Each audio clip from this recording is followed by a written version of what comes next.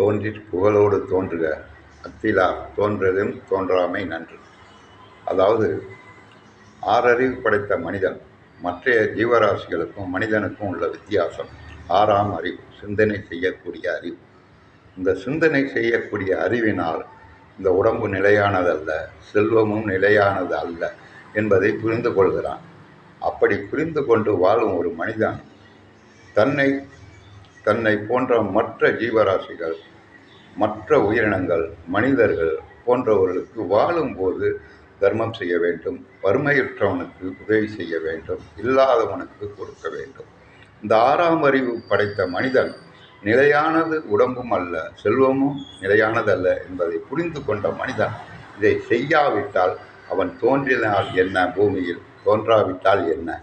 இதைத்தான் வள்ளுவர் தோன்றிற் புகழோடு தோன்றுக அத்திலார் தோன்றலின் தோன்றாமை நன்று.